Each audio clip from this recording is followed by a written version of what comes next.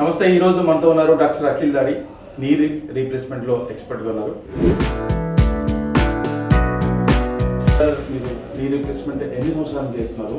నేను 2001 నుంచి knee replacement చేస్తున్నాను. సుమారు నేను పర్సనల్గా ఒక 15 నుంచి 17,000 ఆపరేషన్లు చేస్తుంటాను.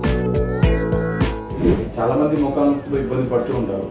ఎప్పుడు డాక్టర్ని సంప్రదించాలి, ఎప్పుడు సర్జరీ చేయాలి? డాక్టర్లు సరిగ్గా గైడ్ చేయాలి మిమ్మల్ని. మీకు నొప్పి కనీసం ఒక 6 నెలల నుంచి తీవ్రమైన నొప్పి ఉండాలి.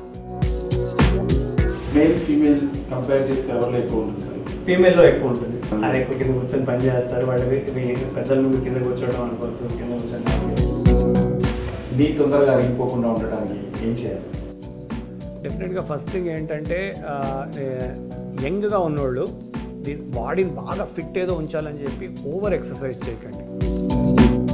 అదొక టైర్ లాంటిది, మీరు ఎంత దాన్ని వాడితే అంత అరిగిపోతుంది అది. రెండోది అదేమో బాగా హెల్త్ చూసుకోవాలనుకో. రెండోది ఆడవాళ్ళు కింద కూర్చోవడం అనుకోవచ్చు, కాల్షియం సంబంధించిన ఫుడ్ తీసుకోకపోవడం అనుకోవచ్చు. మోకాలు అసలు ఏం కావడం అనేది వస్తుంది సార్, ఎక్స్ప్లెయిన్ చేయండి. సో ఇది మన మోకాలు జాయింట్. ఇందులో దీన్ని కాపాడే గుజ్జు ఇది వాషర్, కింద ఏమో కాపాడే గుజ్జు. కానీ అరుగుదలలో కార్ టైర్ అరిగినట్టు ఈ గుజ్జు వెళ్ళిపోద్ది. శ్రీకర హాస్పిటల్లోనే ఈ మోకాలు మార్పిడి సర్జరీ ఎందుకు చేసుకోవాలంటే మీరేం చెప్పాలి?